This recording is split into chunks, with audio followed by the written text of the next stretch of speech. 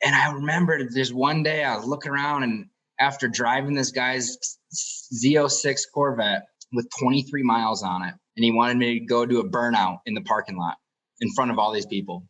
And I will never forget that feeling in my life when I just realized, man, something is very different here. Something's very different, right?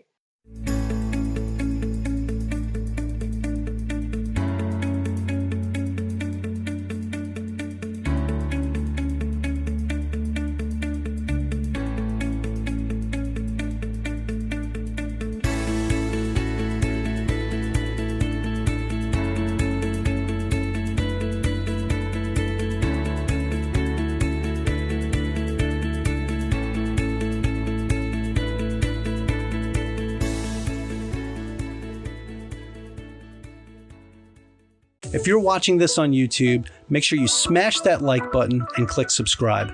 For those of you listening on a podcast platform, be sure to subscribe on whatever platform that is and leave us a rating if you can. The more likes, ratings, and subscriptions that we get, the more we can spread the message and grow our community. So we also have a free Facebook group. It's called The Average Joe Finances Network. Check us out, join the group, join the community, ask questions, and become a part of the team. All of our other social media accounts are listed in our flow page, and we have them in the video or podcast description below. Hey, how's it going, everybody? So today's guest is Chad Wittfeldt, and Chad started his journey as an entrepreneur at a young age, flipping anything he can get his hands on. So as he got a bit older in his teens, he started trading stocks and currencies. He later became very focused on passive income creation. He pushed through some trials and tribulations to get to where he is today. So now he spends his time focusing on his 2 real estate businesses, as well as mining, staking, and trading cryptocurrencies. So, hey, Chad, awesome background, man. I'm super stoked to have you on the show. Thanks for having me on, man. Yeah, absolutely. So, hey, I'm going to start this off the same way I start every episode off. And I gave like a brief background about you, who you are, and just, but it's very minor, not too detailed, right? So if you could go into a little bit more detail, tell us about your story. You know, who are you? How'd you get started? Yeah, absolutely. All right. So I got started in this world of entrepreneurship and cash flow creation when I was 17. I got a promotion at this country club, right? And I started off bussing tables, and this was a pretty affluent country club in Michigan. And I worked my way up and started getting into the men's grill, right? And which was like, that's where the high rollers came and hung out at this place. And so started building relationships with these guys, and everybody knew I was a car guy. Everybody knew I loved cars. And so every other week, someone had a brand new allocation, whether it was a Porsche, a brand new Z06 Corvette, brand new Audi or RS7. And these guys would come in and look at me and say, Chad, I got this new car, go take it for a ride. Meanwhile, everybody else that was around me, even just family, friends, their parents, they're all in the Chevy Malibus, you know, the Cruises. And I remember there's one day I was looking around, and after driving this guy's Z06 Corvette with 23 miles on it, and he wanted me to go do a burnout in the parking lot in front of all these people. And I will never forget that feeling in my life when I just realized, man, something is very different here. Something's very different, right? Because I was never exposed not only to that level of wealth, but also the level of freedom these guys had, because they were coming in on a Tuesday afternoon, Wednesday afternoon, having drinks, lunches with their friends, they're playing golf, whatever. And so that's really where it all started. And I got started like just flipping anything I could. So right now I'm 27. From 16 years old to 23 years old, I had owned over 80 cars, flipping them, over 25 motorcycles, flipping them. So started lands. What's that? Flipping cars and motorcycles, for real? Oh yeah, anything I get my hands on. And nice. What's that? Nice. That's awesome. Please continue. Sorry. Yeah, man. So I was just like, if anyone I knew had a problem, I wanted to solve it with my hand out and make some money, dude. All I cared about when like growing up at that age was getting paid. And, you know, and then I started getting started into trading and stuff, and started a business with this guy. Kind of left me high and dry. That I feel like that's a whole nother story. And so when I was moving to Colorado at 23, I lost all my capital from that business. I lost all my capital. And so here I am in a new city trying to get it figured out, right? I lost my business, all my money, and I went to a bike park. And I met this guy, and I just wanted to meet a new friend, right? I said, hey, man, that's a sweet bike you got. And we start talking. And I was like, what do you do? He goes, oh, I'm starting to work with these guys. We're going to try and buy some apartments. I was like, no way. I've been wanting to get in real estate for a long time. And so long story short, while I was closing my first apartment deal, 83 units, I was parking cars in valet downtown Denver to pay my bills because I had nothing, man. And so when you're in that story, it's the trials and tribulations you're referring to earlier. And that was a very pivotal moment in my life that tested who I am, right? And so since then, the snowballs just kept rolling, and it's been a really fun ride of a journey. Yeah, man. So there's a lot to unravel here, right? So I'm sitting here. You probably saw me jotting notes and stuff as you were chatting. So you started off, and I'm going to rewind all the way back, right? So you said you were flipping cars and motorcycles. Like, okay, I got to ask, how the hell do you flip cars and motorcycles? Like, I mean, vehicles are like the one thing that, you know, when you look at it, you buy it and it just constantly goes down in value. So what are you doing?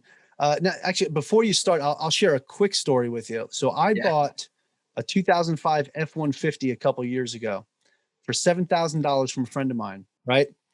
It had, at the time, I think 67,000 miles on it.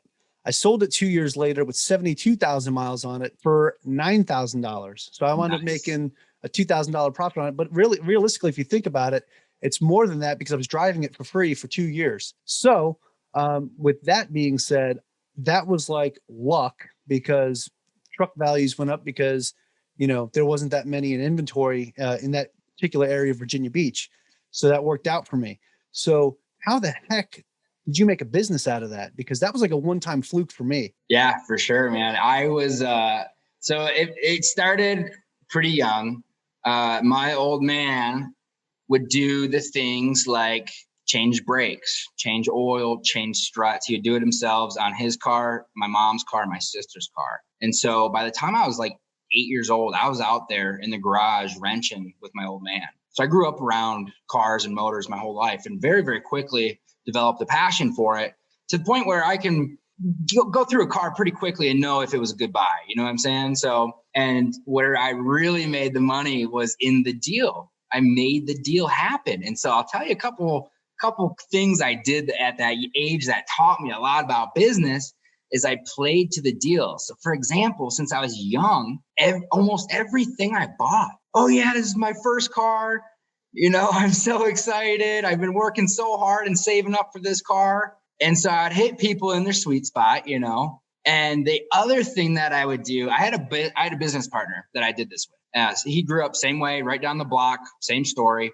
And so we did this together. And so not only were we able to split our time, but also our capital, which, you know, as 18-year-old kids, we're also working and making decent money for an 18-year-old kid at our other job, which gave us the capital to get into these cars. And so what we would do is we would set an anchor, and we would have like a Google Voice or like a different text number, and we would text the seller from a different number and anchor them with a lowball, right? And then you'd come in on your real number on a different phone number, and now it gives you a little bit of leverage on that back end, right? And so that worked pretty well for us too. And I'll be honest, man, like it seems like I'm growing up in Michigan, right? Like it's the auto capital of the world. Like there was just so much inventory. It just felt so easy to do. There's so much volume of places to buy cars. Yeah, I feel like with such a large inventory, man, that's got to be tough when you go to resale because there is such a large inventory, right? So like what did you do to compete with, you know,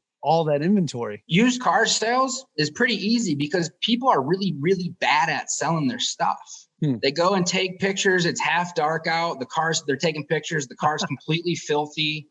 They don't show the interior. Their description sucks. Doesn't even list the miles, right? Like, so yeah, I've seen property listings like that too, man. Yeah. It's on Fizbos, right? Like, it's the same thing. Like, all I had to do was just be a good seller. And it made it so easy because the bad sellers are not only so terrible at listing their product, but they're also really bad at selling when somebody messages them or calls them or emails them to come and view that product. They're terrible. They don't even, they're rude. They're short. Like, I was just good at sales and I was good at buying. It was easy arbitrage. And I never bought anything that needed major work. I never bought anything that needed a motor or needed this, that, and the other thing. It just needed to be presented better. And so it was easy to find some equity on those kind of deals. You know what I'm saying? So yeah, for sure. I mean, presentation is everything sometimes. It's 90% of the battle is won if something looks more appealing than, the other guys, right? Yeah. So, I mean, you could be selling $500 more than the guy who's selling the same exact car with almost the same exact miles, but you've got better aesthetics, right? So people are looking at your vehicle and they're like, oh, this actually looks real clean and upkept well. They look at the other one, they're like, if I got this car, I got to go get it professionally detailed. So there's the $500 difference right there. But I don't have to worry about this stuff because this guy's, he's got it top notch. So, okay. Yeah, no, I see that, man. That's pretty awesome. Okay. So let's fast forward a little bit, right? A little further up, right? So you said at 23 years old, you moved to Colorado and you had another company, right? Was this the same thing? Were you still doing the vehicle flipping or was this something else? No, when I moved, I did go to college. Mm-hmm. And so when I moved away to college, I stopped flipping vehicles and then I started flipping electronics. So if you had a broken phone, tablet, laptop, didn't matter. I'd pay you cash. College kids loved getting cash for their broken laptops and I go sell them on eBay.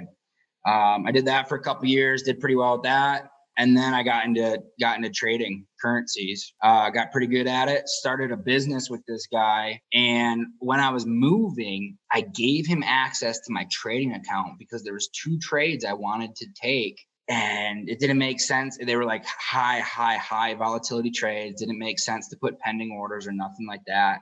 Long story short, I didn't do my due diligence on my business partner and he blew my trading account, which again, shame on me. Not only did I make that first mistake, but I also made that second mistake that I was trading with every dollar I had to give myself proper leverage and liquidity, while he had a gambling problem, had back child support problems, and Buddy was trying to make a home run on my account because I offered him a part of the profits, and he blew my entire trading account. And that was 20 grand at 20, 22, 23 years old. Every dollar I had, all the, after putting myself through college, hustling my butt off for 10 years, and so then I had to start all over, man. And that taught me a lot going through that. That's a tough lesson, but you know what? So it's funny because I was just interviewing another guy. And one of the things we talked about was some of these expensive lessons that we learned. Right. Yeah. And we were talking about failure, right? If you have a failure in your business or some type of failure. And, one of the things I said to him, and this fits right into this, man, which is really awesome. But like a failure is only a failure if you didn't learn from it. Right. So if you turn around and you go do it again, come on, that's a failure. But if you failed at something, you learned your lesson, and it might have been a very expensive lesson like you experienced, but it was a learning experience for you. And it's something that you'll never freaking do again, then that has more value than what you lost. You know what I'm saying? So there's value in that. So this is probably, and thinking about your age at 23, just finished up college, moving to a new town. I mean, this is probably, one of the biggest turning points of your life. Because to lose everything, as you're starting back over and then being able to put yourself back out there like you did when you met this guy, right? And when you started talking about getting into real estate investing, there you are again, hustling, valeting cars and all of that just to make ends meet and to be able to put money into your first apartment, right? So that's amazing, man. That's amazing. The thing is that about you and your story that we're talking about here is that your hustle and your drive has never changed, right? You've had that drive and that motivation this entire time. So your mindset has been the most valuable asset to you, because that's like the number one thing that is pushing you and driving you. So I just want to say, hey man, that's for everything that you went through, just well done. Because if I lost everything at that age, and man, with the way that I was thinking back in my 20s, it'd probably be a wrap for me. That would be it. Okay, well, I'm going to be working for the rest of my life, man. You know? So that was the tough thing though, right, man? Like there's a couple things in it, like you said, I've had that mindset of hustle, but that it's never been tested like that before, because, while I didn't grow up with a family with Maseratis, Lamborghinis, and Ferraris, I always had a roof over my head growing up. I never knew what struggle was as a kid. Right. I was fortunate enough. I never knew what struggle was, but it wasn't until that happened when I was in, 22, 23 years old. Then I knew what struggle was. At that time, I know how it felt to not know how I was going to pay my rent the next month. Not a lot of people feel that. And the people who do often will think a little bit differently. Right. And so I experienced that at a later part in my life. And that's really, really when my mindset and my perseverance was tested more than ever before in my entire life. Specifically because, dude, in Denver, when you're out parking cars in the valet and it's snowing and sleeting and it's 20 degrees and, someone gives you a 50-cent tip, man. Oh my God. I will never forget that feeling when I was sitting in this parking lot. I could barely feel my toes, man. And I told myself, I will never be back here again. I'm going to do whatever it takes to never be back here again. And, there was days where I wanted to quit, man, because like I said, I have a college degree. I could have went and gone and got a job and solved my pain, but it would have taken away from the opportunity of building my businesses because the time allocation is so different. I was able to park cars that night and work on my business during the day. You can't really do that with like a full-time real job, right? So, man, like you said, like, a failure isn't a failure if you learn from it. But let me tell you, man, that those failures changed who I am today, and I would not change it for the world. Yeah, and I think it also empowered the hustle and the drive that you've already had, right? It only made it stronger. You got backed into a corner and your claws came out and you were ready to fight. So that's the most important thing, man. Some people get backed into a corner and then they'll cower and it's all over for them. You know what I'm saying? You got backed into a corner and you got into a fighting stance and you said, all right, I'm doing this. I'm going to freaking push my way through, and you did to where you are today. So you said that when you had this conversation with this guy that you had always wanted to get into real estate. So what was that catalyst that drove you into wanting to invest in real estate? Yeah, going back to that country club where I kind of started building a foundation of just high net worth energy and thought patterns. Successful people think and talk and feel, and they're very different individuals, right? And so that's really like my mind was a massive sponge, and I just wanted to meet people, and I would build relationships and ask people what they did for a living, and just come from, a place of like, I really respect your level of success. Tell me about it. And every one of them, either CEOs, business owners, wealth managers, real estate investors, you name it. That's where they were all at. And so I always knew real estate was a really powerful asset class that can provide cash flow. But at the time, like, I didn't really know how to get started. Didn't have good credit and all those things that you need to get started and, on your own, right? Trying to just catch single family rentals or whatever else, right? You need something to get started in those typical models. And so I got into the syndication space with multifamily commercial. So that was your first real estate investment, was getting into a syndication? As an active GP. Awesome. Putting the deal together, all that good stuff. Is this with the guy that you met at the park? Yeah. Awesome. Yep. I've moved up, on and done other deals with other folks, and have passively invested in deals, active, you name it. And so, yeah, man, now what's cool is like just having that first deal, 8 months goes by, 12 months goes by, 24 months goes by, and you get those checks, those cash flow money checks every quarter. Yeah. Mailbox money. Mailbox money. It teaches you cash flow, man. Once you get to touch it, feel it, you're like, dude, I did that deal one time and I'm still getting paid, man. That's awesome. And so now I've been really focused on cash flow, not necessarily always passive cash flow.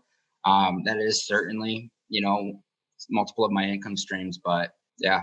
See, man, that's something that's so super important about this entire thing is that you built relationships, right? So, meeting the individuals that you met at the country club, right? You realize that type of surrounding is what you want to be in yourself, right? You want to surround yourself with people that are doing better, right? Yeah. And that's one of the things I like to do too. Is I go to different meetups and with other real estate investors and just other like high net worth individuals, people that are doing way more than what I'm doing. And I like to surround myself with people like that because one, it's a humbling thing because it shows you that there's always going to be somebody out there that's better than you, that's doing more than you, and that can hustle better than you. But, when you surround yourself with people like that, it pushes you, it motivates you to just give a little bit more every day. If you just give 1% more every day, it'll change your life, right? Yeah. And then the other part of it, like I said, is building relationships, right? So, you met this guy, you built a relationship with him, you went on as an active GP on a deal with him on a syndication, and that changed your life, man. And here you are now investing in more real estate. And then you do other things, right? You're more active, like with cryptocurrencies and things like that. You had, I know in your background when I was talking about earlier, like you do mining and staking and trading cryptocurrencies. So you gotta educate me here real quick. Cause I know what crypto mining is. I know what crypto trading is. What the hell is crypto staking? Let's take a brief moment to hear from our show sponsors. What's going on, everybody? So today I want to talk to you about the podcast editing service that we use for the Average Joe Finances podcast. That is editpods.com. And what I really like about them is it's a subscription-based service, so the prices are fantastic. And not only do they do the podcast episodes for us, but they also make us videos, audiograms, social media caption videos. They do our show notes, thumbnails. It's just fantastic products. Go check them out at editpods.com. What's going on, everybody? So today I want to talk to you about Buzzsprout. The Average Joe Finances podcast recently switched over to Buzzsprout, and I got to say, I am super happy with the progress. Our podcast is now on every single major platform and reaching audiences that we couldn't reach before, which is just super awesome. So thank you to Buzzsprout for being such a great platform. But also I want to say, hey guys, if you sign up for Buzzsprout and you sign up for one of their paid plans using our link, you'll get a $20 Amazon gift card. So go check them out. It's averagejoefinances.com/Buzzsprout, and we'll make sure the link is in the show notes below. Let's get back to today's episode. Yeah, for sure. So basically, Ethereum is looking to go to this model here soon. Right now, I'm actually I have a mining operation up in my house. I mine Ethereum, and I call them my little money printers. And so anyways, right now with Ethereum being what we call proof of work, basically my supercomputers up there are verifying transactions across the blockchain, across the Ethereum blockchain. So let's say I wanted to charge you $100 in Ethereum for dinner, right? Whatever. And you send me that Ethereum, it has to get verified. That transaction has to get verified, right? And so my computers do that. Right now, when it goes to proof of stake, they do it a little bit differently. And so basically I'm putting up, staking my cryptocurrency of a specific coin, and it works kind of similar, not as much. But there's a couple different ways to stake, whether it be transaction based or liquidity based.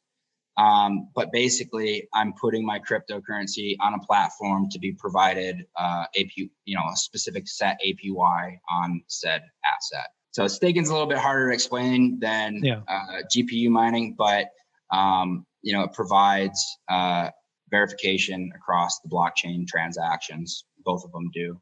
So you're basically getting paid when there's a transaction that comes through your particular computer, right? Yeah, and since there's so many, and we have what are called mining pools, where you pool your hashing power together with other miners. So it's pretty fun, man.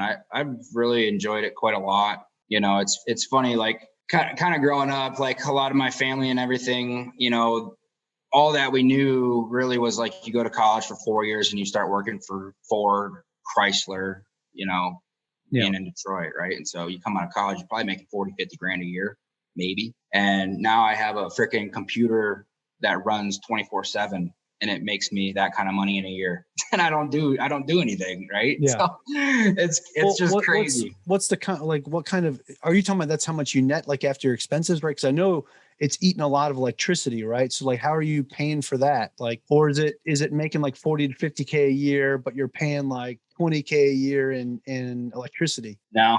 Yeah. That's after expenses, man. Dang. It's nice, man.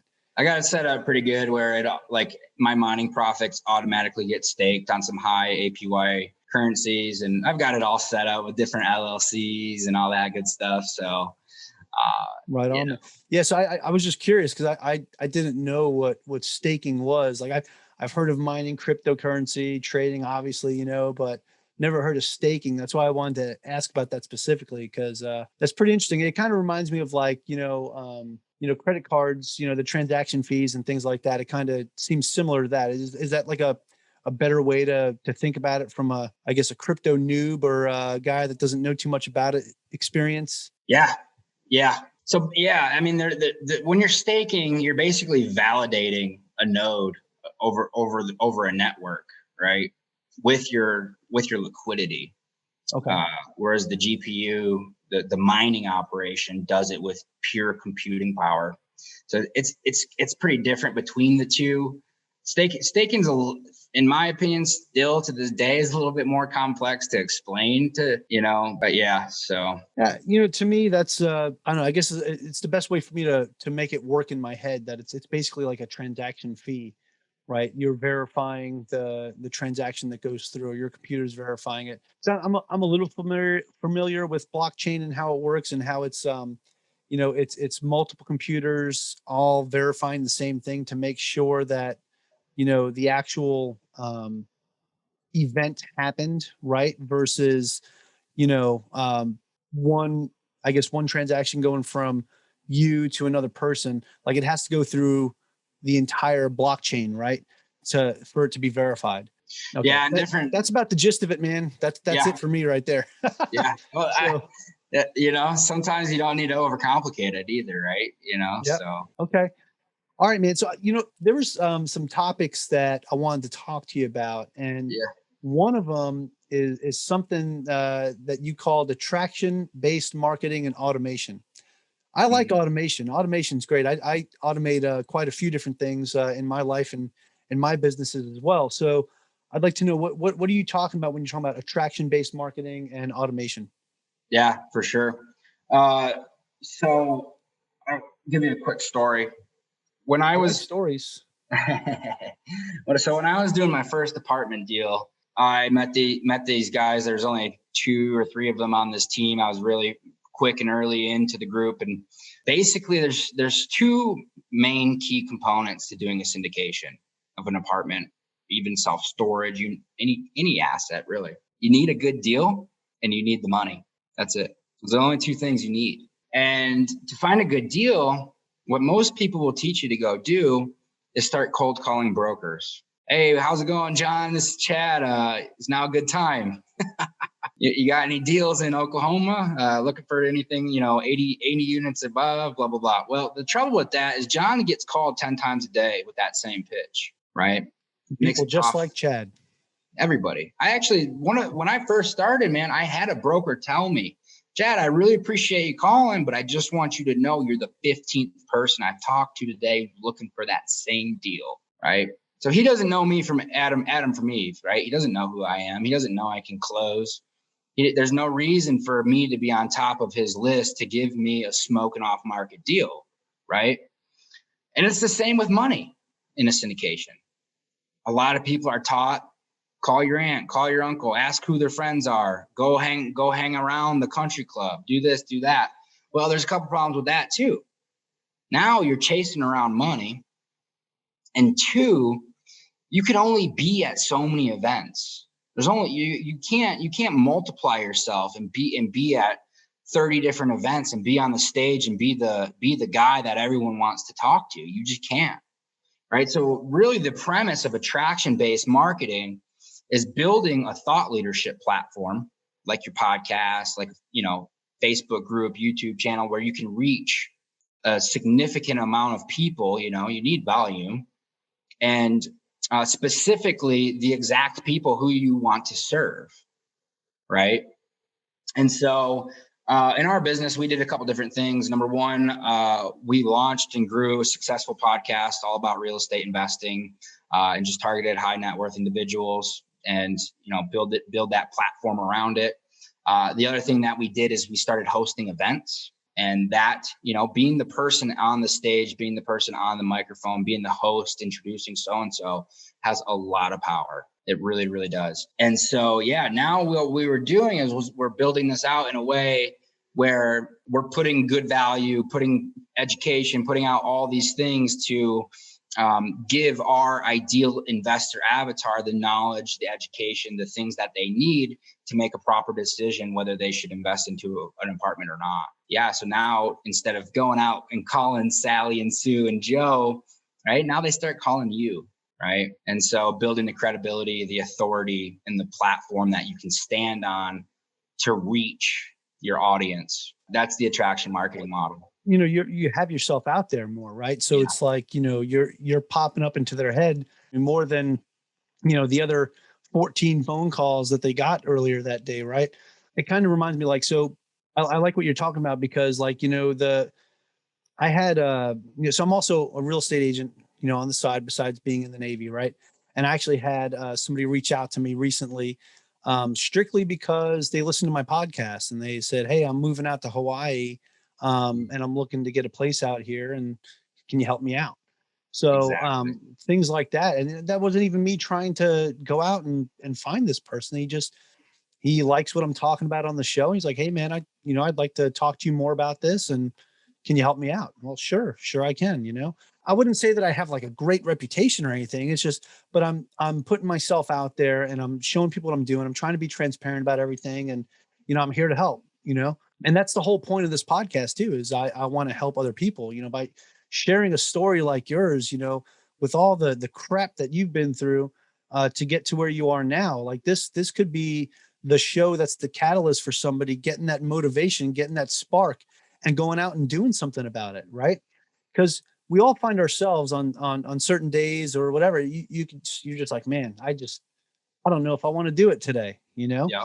And then you listen to something like this and you listen to somebody tell you about, hey, this is when I was backed into the corner. This is when I hit rock bottom and this is what I did, and you're like, man, this thing ain't that bad. I can make this happen. I can make this deal close, so it's, it's things like that, man. And this is one of the reasons why I love doing what I'm doing here with the podcast. And speaking of podcasts, because you had mentioned that you have a podcast as well. What's the name of your podcast? Yeah. So we actually sold it. Oh, and well, there you go. Yep. We actually sold it. But it was called the Creative Real Estate Podcast, and it should be still live right now. Nice, man. Yeah. Good deal. I know I've known of other people doing that too. Like they build this podcast up and then they turn around and sell it. And who knows, maybe one day you could buy Average Joe Finances people. Just, if you're thinking about it, I'll sell it for like $10 million. You just let me know. Write me a check. We'll talk about it. No, I'm kidding. But anyway, no, I love what I do. And, it's awesome though. And you had built something else though. Like you said, it's this attraction-based marketing, right? Yeah. And it got to the point, like the other part of it that we're talking about with the automation, right? So I've actually I get deal flow in my inbox like something serious, man, because of the guests that I've had on my show and just the network that I've built with this podcast, which has just been super cool. So that is 100% factual with what you're saying there, because it works. It really does work. The other thing that I wanted to talk to you about, and this kind of ties into it, right? Because I'm talking about like people getting that motivation level back up. But another topic I wanted to just talk briefly with you on is self-development and motivation. Yeah. Right. So what is it that you do that makes you get up in the morning and say, I'm going to go out there and freaking crush it today and go pick up some deals? I have the obligation to myself. Thinking back to that, like I said, man, when I was sitting in a parking lot in 20 degrees, sleeting, snow, some lady is giving me a terrible attitude because she's having a bad day and I have to sit there and take it. I promised I would never be there again. And I hold myself to that every single day. Right. And the biggest thing for me, like I said, man, I'm a pretty small town boy. I don't really care too much about the $100,000 Lamborghinis and Ferraris, really. I thought you were a car guy, man. That's the way we started this whole episode. What's going on? I am, but I'll tell you what, man, cars that you can beat the heck out of and not feel bad about it are always, always more fun to drive. Promise you that. Right on. So I like the freedom, man. I like the freedom. I probably work about 25 hours a week. So today's Saturday, right? So Tuesday, I was up in the mountains riding my mountain bike all day. I worked Monday, Wednesday, Thursday. I was out riding my dirt bike all day. And Friday, I worked for a couple hours in the morning. I won't give that up for the world, man. I love that. I love having the freedom to do what I want, spend time on my hobbies and my passions, and not be sacrificing my wellness, my well-being, because that's the stuff that I love so much in life. And so that's what gets me going, man. Like, 'cause if I stop, money only lasts you so long when you have expensive hobbies and lifestyle, you know what I mean? So sure. You got to keep making it, right? Well, you got to keep getting the assets that will pay for that lifestyle. Exactly. So, yeah. 100%. Nice, man. Yeah. It's good stuff. All right. So we covered a lot of stuff today, like especially when it comes to having that entrepreneurial mindset, but also that motivation that just doesn't go away, which is something that you definitely have, right? But I got to ask you if there's any like tips or tricks that you would recommend for somebody who might be valeting cars and getting frostbite on their toes right now, just trying to make ends meet and get out of this 9-to-5 lifestyle. What would you recommend to somebody in that situation? For sure. I love that question, man. I have to take a deep breath because it brings me back to being there. Let's go. So you have to have a vision. When you're in a terrible, terrible place in your life and things around you are dark and you have no money, you don't have good relationships, you don't know how you're going to pay your rent, you hate your job, you have to know what it is going to look like, what success for you looks like. You have to have that vision. Once you have that vision, now you can create your map on how you're going to get there. Without a map, try driving around Denver without a map. You're not going to make it very far. The roads are complicated. You're going to make wrong turns.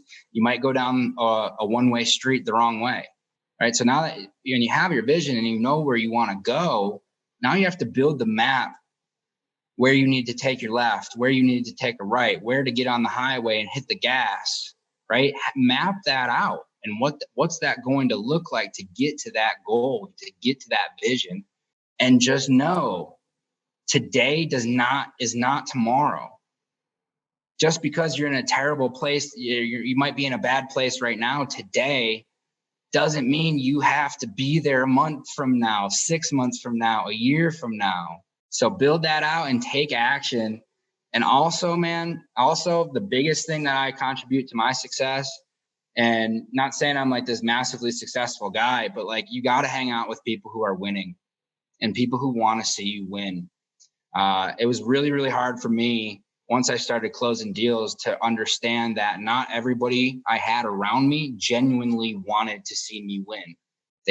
That's just the simple fact of life. Like, not everybody you think around you wants to see you win. So you need to have people who genuinely want to see you win and celebrate those wins with you. Get around successful people.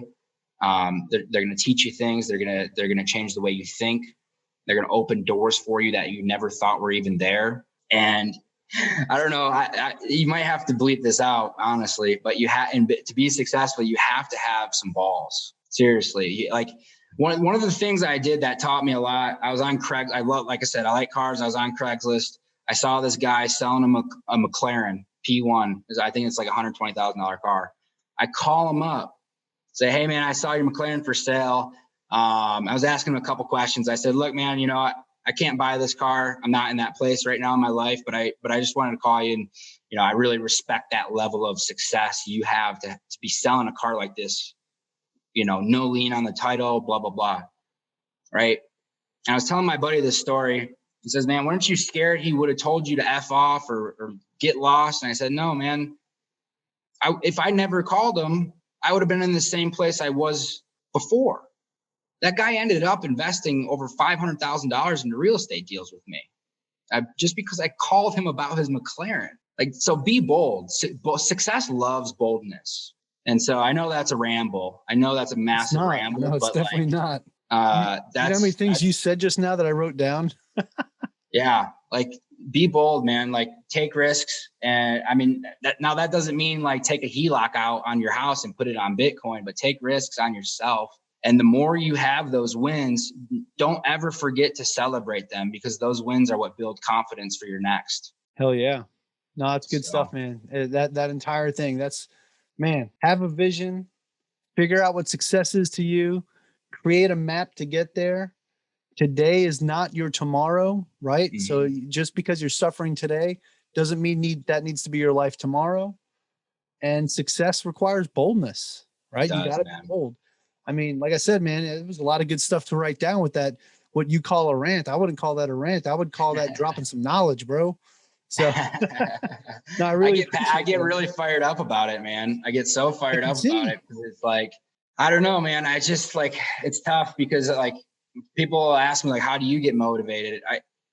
I woke up today.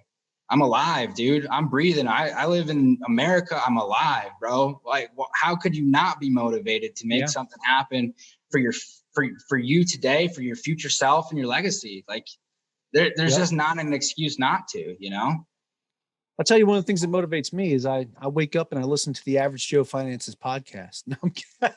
Love it. Let's go. Yeah, man, this is awesome, dude. Like, you have to have a goal, you have to have a vision, and like you said, you have to have a map to get there. These are all key takeaways that for those of you that are listening, you've probably heard me say this a million times on this show. It's all about your mindset. You have to change your mindset before you can start changing anything else. Once you change your mindset, the cash flow will come.